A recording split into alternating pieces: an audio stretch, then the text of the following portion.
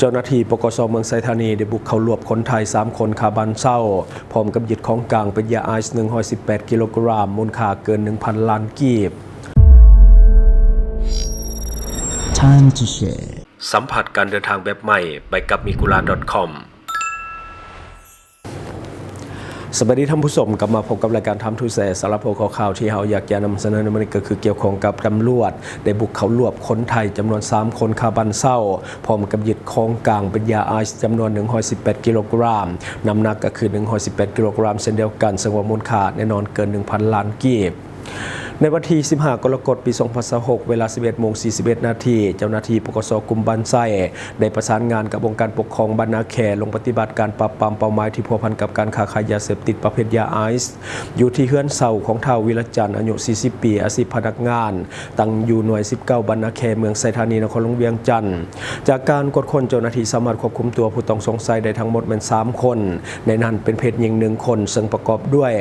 ท้าวนิกรจุลมณีหรือว่าท้าวบังอายุ36ปีอาชีพกรรมกรเป็นคนสัญชาติไทยและผู้ที่2ท้าวนันนาทัศน์ภูศรีพงศ์อายุ25ปีอาชีพกรรมกรเป็นคนสัญชาติไทยและคนสุดท้ายก็คือนางภัทรศรีลุงสว่างอายุ27ปีเป็นคนสัญชาติไทยทั้ง3คนพักอาศัยอยู่บ้านนาแคเมืองไซธานีนครหลวงเวียงจันทร์พร้อมกันนี้เจ้าหน้าที่ได้กวดยึดยาไอซ์จำนวน118ถุงน้ำหนักรวม118กิโลกรัมพร้อมกับของกลางอื่นๆประกอบมีรถจักรเว็บห้อยมาเลเซียสีฟ้าดำหมายเลขทะเบียนก็คือกท4280จำนวน1คันโทรศัพท์มือถือจำนวน3หน่วยใบขับขี่4ใบหนังสือผ่านแดน2หัวสายคอคำ1เซนและกระตุ้มหูคำ1คู่แหวนคายคือเงิน4วงและกระบัตรประจำตัวคนไทย1บัตรบัตรสแกนจ่ายค่างวดรถ1บัตรและปุ่มสมรครัวอีก1หัว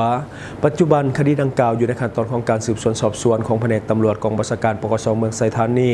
เจ้าหน้าที่กำลังขยายผลการสืบสวนเพื่อติดตามหาผู้ร่วมขบวนการและเครือข่ายที่เกี่ยวข้องเพื่อนำตัวมาดำเนินคดีและก็ลงโทษตามกฎหมายอย่างเข้มงวดอันนี้คือในของข่าวในขบวนการนี้บน่าจะมีแต่คนไทยเพราะว่าอันนี้มัน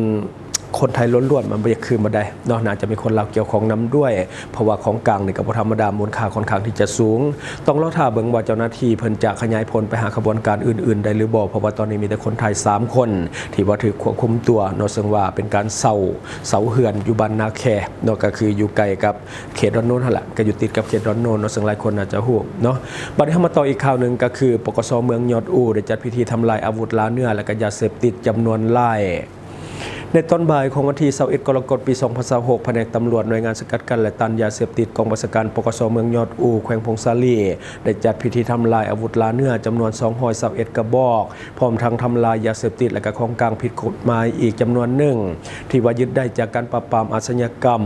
พิธีดังกล่าวได้รับเกียรติจากพันโทลีปันแก้วกรรมการประจำภาคเมืองและหัวหน้ากองบัญชาการปกส.เมืองยอดอู่เป็นประธานนอกจากนั้นยังมีท่านทองศรีอินจักรรองเลขาภาคเมืองประธานคณะกรรมการปกครองเมืองและรองประธานคณะป้องกันศาสตร์ป้องกันความสงบพร้อมโดยคณะบรรษานายและพลทหารของปกส.เมืองยอดอู่เข้าร่วมพิธีอย่างพร้อมเพรียงในโอกาสดังกล่าวพันโทเวียงแก้ววิสัยรองหัวหน้ากองบัญชาการปกส.เมืองได้นำเสนอบทรายงานสรุปผลการดำเนินเวียกงานวิสาสะพ่อของหน่วยงานสกัดกั้นและกระตันยาเสพติดตลอดระยะ5 ปีที่ผ่านมารายงานระบุว่าหน่วยงานได้เคลื่อนไหวปราบปรามอาชญากรรมอย่างต่อเนื่องควบคู่กับการเผยแพร่และสร้างความเข้าใจให้แก่ประชาชนเกี่ยวกับเรื่องของแนวทางและนโยบายของภาคกฎหมายของรัฐตลอดฮอดคำสั่งและระเบียบต่างๆของคันเทิงผลการดำเนินงานสามารถแก้ไขได้หลายคดีและก็ยึดของกลางผิดกฎหมายได้เป็นจำนวนหลายของกลางที่นำมาทำลายประกอบมีอาวุธล้าเนื้อประเภทปืนแก๊ป221กระบอกและก็เครื่องสอดปลาจำนวน10เครื่องยาบ้าจำนวน 1,823 เม็ดและก็ฟินดำ500 กรัมคาขู่10แผ่นแกนหมักฟินก็คือ600 กรัมและก็ผักนอกแห้งส่วนผสมคาคู่500 กรัมและก็ยาเสพติดประเภทยาเคจำนวน9 ถุงน้อยเฮโรอีน1 ถุงน้อยและก็5 หลอดน้อยและ2 ถุงน้อยยาสูบไฟฟ้าจำนวน23 หลอดและก็น้ำยาสำหรับพอตหรือว่ายาสูบไฟฟ้ามัน6 กับน้อยใบกระท่อมสดมัน9 กิโลกรัมและก็น้ำหัวเสือกระท่อมก็คือ137 กระป๋องและน้ำกระท่อมที่ต้มแล้วจำนวน20 ลิตรซึ่งพิธีจุดทำลายยาเสพติดและก็อาวุธในครั้งนี้ดำเนินไปด้วยความเป็นระเบียบเรียบร้อยทุกประการท่ามกลางสายตาของทุกคนที่เข้าร่วมในงานดังกล่าวนั่นก็คือการทำลายเรื่องของอาวุธล้าเนื้อซึ่งแน่นอนแหละเขตนั้นโดยเขตยอดอู่ก็คือเขตที่มันมีธรรมศาสตร์ยัง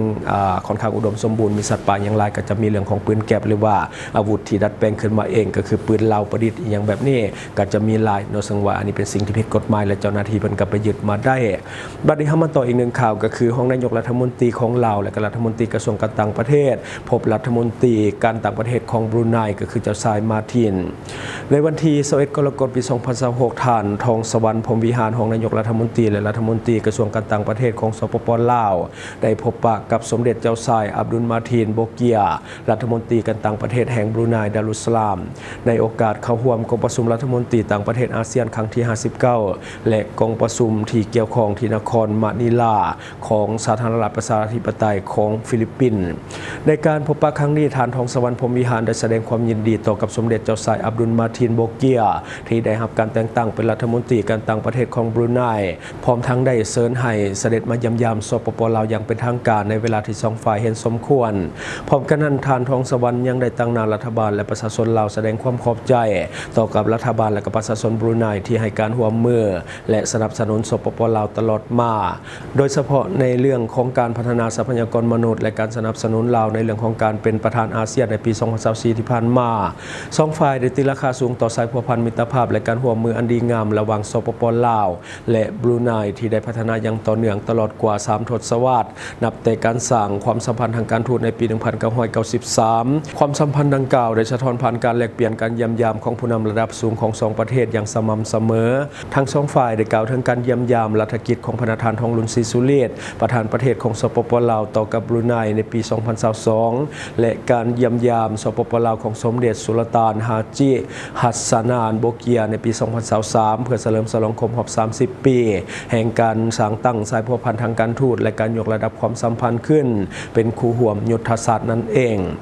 นอกจากนั้นทั้งสองประเทศยังคงให้การสนับสนุนและช่วยเหลือซึ่งกันและกันในเวทีภาคพื้นและสากลโดยเฉพาะภายใต้ขอบเขตของอาเซียนและก็กรอบความร่วมมืออื่นๆนำด้วยในตอนท้ายสองฝ่ายได้ยืนยันความตั้งใจที่จะสืบต่อเสริมสร้างความสัมพันธ์และก็ความร่วมมืออย่างใกล้ชิดในขอบเขตการเชื่อมโยงและการเชื่อมจอดพลังงานสะอาดการท่องเที่ยวการศึกษาและด้านอื่นๆเพื่อขยายความร่วมมือให้เข้มแข็งยิ่งขึ้นในอนาคตพร้อมทั้งกะเกียมการแลกเปลี่ยนการเยี่ยมยามของผู้นำระดับสูงระหว่างสองประเทศต่อไปอันนี้ก็คือเนื้อในของข่าวบัดนี้เขาขอฝากสำหรับท่านใดที่ว่ามีแผนจะเดินทางเข้ามาท่องเที่ยวสปป.ลาวในตอนนี้ถือว่ากำลังดีเพราะว่าแหล่งท่องเที่ยวกำลังกลับมาคึกคักแต่เตือนไว้ก่อนก็คืออย่าลืมศึกษาข้อมูลก่อนที่จะเข้ามาเพื่อป้องกันเรื่องของมิจฉาชีพที่จะเอาเปรียบท่านหากท่านบ่มีการวางแผนที่ดีก่อนจะเข้ามาถ้าเข้ามาแล้วเป็นงงๆบ่ฮู้จักแหล่งที่ไปที่มาก็อาจจะถูกเอาเปรียบได้ง่ายท่านสามารถเข้าไปหาข้อมูลทุกอย่างได้ที่เว็บไซต์ migula.com ซึ่งว่าเป็นเว็บไซต์สนองข้อมูลฟรีของลาวข้อมูลที่ท่านจะได้ก็จะมีข้อมูลสถานที่ท่องเที่ยวใหม่ๆในลาวข้อมูลหาอาหารต่างๆข้อมูลสถานที่บ้านพักโรงแรมข้อมูลการเช่ารถหรือว่ารถพาเที่ยวข้อมูลพนักงานนำเที่ยวหรือว่าบริษัทท่องเที่ยวสำหรับการลงทะเบียนจะมี3รูปแบบลงทะเบียนโดยเบอร์โทรศัพท์ของท่านลงทะเบียนโดยอีเมลแล้วก็ลงทะเบียนโดย Facebook การสมัครแม่นง่ายๆขั้นตอนบ่ยุ่งยากมีความปลอดภัยสูงแถมบริการฟรี 100% ที่ migula.com ท่านที่ยังสมัครบ่เป็นกดลิงก์เข้าเบิ่งคอมเมนต์ของเฮาได้เลยและทั้งหมดก็คือสิ่งที่เฮาเก็บมาเล่าสู่ฟังหวังว่าท่านจะได้รับสาระดีๆสำหรับท่านที่ว่าเบิ่งรายการเฮาอยู่คิดเห็นจะได้กับสิ่งที่ว่านำเสนอไปก็อย่าลืมฝากไว้ภายใต้คอมเมนต์ของเฮาและข้าพเจ้าจะเข้าไปอ่านด้วยตนเองขอขอบใจช่องทางที่คุณสามารถรับชมข่าวสารจาก Time to Share Studio Fanpage Time to Share Laos YouTube Time to Share TikTok Time to Share Laos Facebook สิงห์ดาราสายลินอยู่เมืองลาวใช้แต่เงินกีบลาวและส่งเสริมผลิตภัณฑ์ภายในเพื่อลดพรการนำเข้าสินค้าและแก้ปัญหาเงินตา Subscribe for more videos